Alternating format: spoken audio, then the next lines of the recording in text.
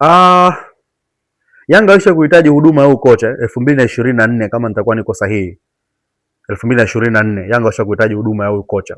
Na wao kama wao walikosa huduma yake, moja kwa sababu ya masuala mazima ya kiuchumi, lakini pia kuna baadhi ya mambo hayakuenda vizuri.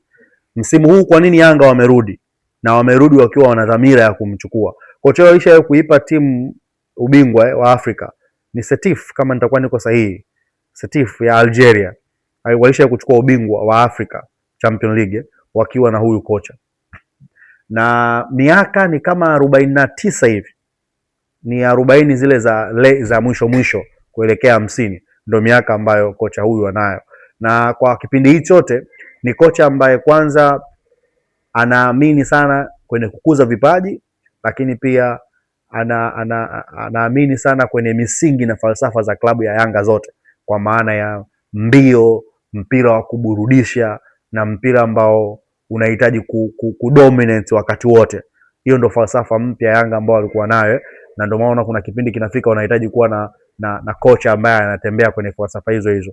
Na ndio maana utaona hata wachezaji ambao pia Yanga wanawatafuta kipindi hichi ni wale entertainers footballers ambao wanakupa kile ambacho unakitaka kwa nyakati zote na kwa hali zote ambazo unazo. Kwa hiyo kwangu mimi ni kocha ambaye anaweza akaisaidia Yanga kama akipewa vyote anavyovihitaji, kwa maana ya wachezaji ambao wanawahitaji na wale ambao atawakuta, kwa sababu engineer anamfahamu kocha vizuri, na kama wakibahatika kumpata anajua nature ya uchezaji wake na wachezaji aliokuwa nao na kile ambacho anakwenda kukipata, ambao wachezaji watakuwa wanakiofa kwake. Kwa hiyo anajua nature ya wachezaji, anajua namna ambavyo wachezaji waliopo wanacheza, kwa hiyo anajua anahitaji kuwa na wachezaji wa kaliba ipi ili kupata kile anachokitaka. Kwa hiyo kwangu mimi ni moja ya sehemu sahihi sana ya yeye kuofa kile ambacho anakitaka. Ni kocha nadhani nakumbuka nadhani kama msimu wa juzi alikuja ilikuwa ni 2-1 kama sikosei, na ulikuwa ni mpira mzuri sana. Ni moja ya mechi ambayo Simba alitumia kila kitu alichokuwa nacho kuweza kupata matokeo, na ilikuwa ni one of the best game ambayo Simba alishawahi kuideliver katika mashindano makubwa ya kimataifa.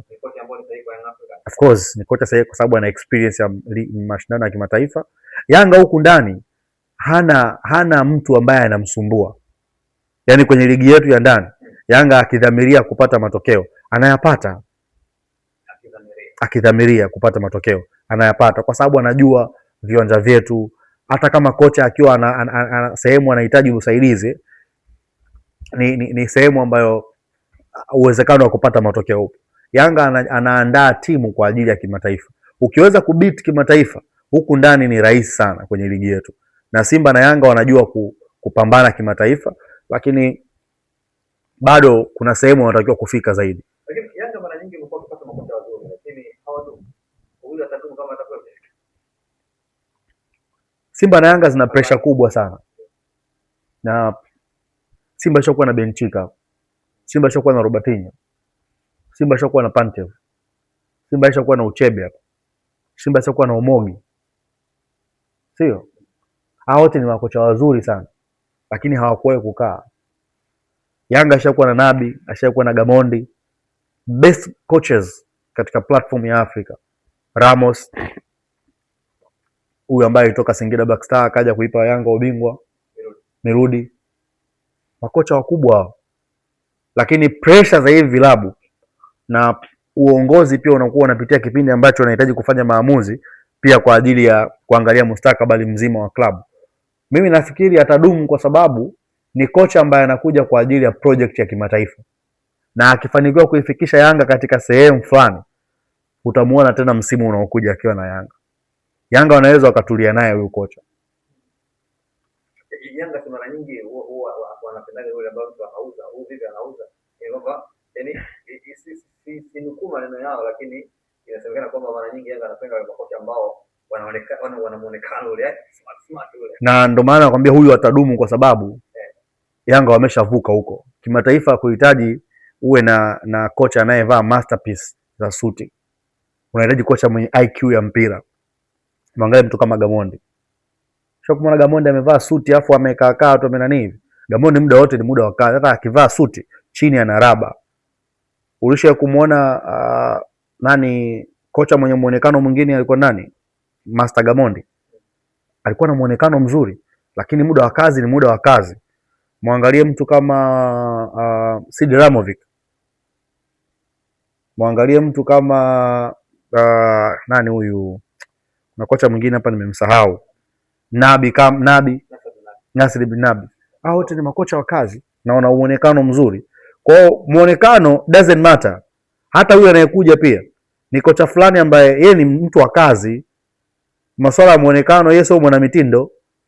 Kwa kama Yanga wanaangalia mitindo, watapata wengi. Afrika wako wengi makocha wana mitindo. Lakini watu wa kazi ndio kama hawa. Kwa hivi msimu wa juzi Yanga alishinda kwa sababu of course kulikuwa na mambo mengi ndani yake, mojawapo ikiwa ni masuala mazima ya kiuchumi kutokana na timu ambayo alikuwa anamgombania. Lakini sasa hivi ana asilimia kubwa za kumpata, kwa sababu hata yeye mwenyewe pia ni kama anahitaji changamoto mpya. Ndio maana Yanga wamerudi kwa nguvu kubwa, kwa sababu bado ana imani naye.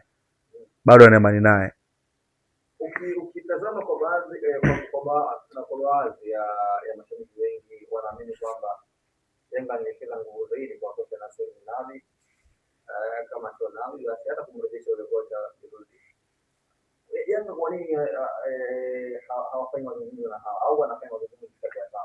Yanga anafanya mazungumzo na makocha wasiopungua 3-4. Yeyote katika hawa anarudi. Nabi yumo. Huyu yumo. Huyu anaitwa Madu yumo. Lakini pia kulikuwa na issue ya kocha alikuwa ni wa Mamelodi yule ambaye sasa hivi kwa Mokoena yupo. Alafu kuna kocha mwingine kutoka Spain naye pia yumo katika hiyo list. Kwa hiyo kuna makocha kama 4 hivi ambao Yanga wanazungumza nao. No, 5. Kuna kocha mwingine pia kutoka katika hizi nchi za Kiarabu hapa naye yumo, 5. Katika hao makocha 5 ambao Yanga wanazungumza nao na Sid Ramovic pia kwa kocha 5 ambaye yuko Arabuni lakini ni South Africa ambaye na asili ya Ujerumani pia. Wako hawa makocha 5. Lakini katika hawa 5 kuna hawa 3, Sid pamoja na mwenzake anaweka pembeni. Wale baki hawa 3. Hawa 3. Madu, Nabi pamoja na Mokoena. Katika hawa 3 lazima kuna mmoja Yanga watampata tu. Na yeyote atakayempata katika hawa 3 atawapeleka katika nchi ya ahadi. Na kama Nabi akifanikiwa kurudi kweli, Yanga watakaa naye muda mrefu sana. Kwa sababu wanamjua na yeye anaijua ligi yetu na kimataifa pia ana historia.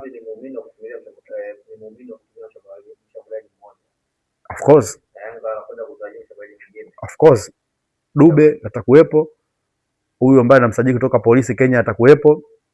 Kumbuka na kijana wako kutoka Iringa naye atakuwa amesharudi uwanjani. Clement Mzize anaweza asiwe fit ya 100%, lakini najua kuna namna atapata game time ili aweze kurudi katika ubora wake. Kwa hiyo mwisho wa siku swala Nabi kutaka kuwa na striker mmoja, hilo linabaki kuwa mikononi mwake, kwa sababu pia anaweza akatumia striker mmoja mwingine akamchukua kama Dube akabadilisha. Kwa ana mashindano mengi ya kushiriki. Anatakiwa kuwa na kikosi ambacho ni kipana kinampa option tofauti. Kama ambapo Real Madrid wanafanya usajili bila kuwa na kocha. Wameshamkabidhi timu. Wamependekeza. Lakini siona kuna wachezaji wanasajiliwa pale Madrid. Wewe alikwambia na yeye ndo anapendekeza. Ni taarifa ziko hivyo. Wewe unafikiri Yanga miaka yote sio wanafanya usajili, kocha akija anakuta wachezaji? Unajua Yanga wamechagua makocha ambao wana falsafa za wachezaji ambao wanawataka. Kwa Yanga engineer anafanya usajili, amesha pointi makocha wake na kaliba yao ya mpira na wachezaji ambao mara nyingi wanapenda kuutumia.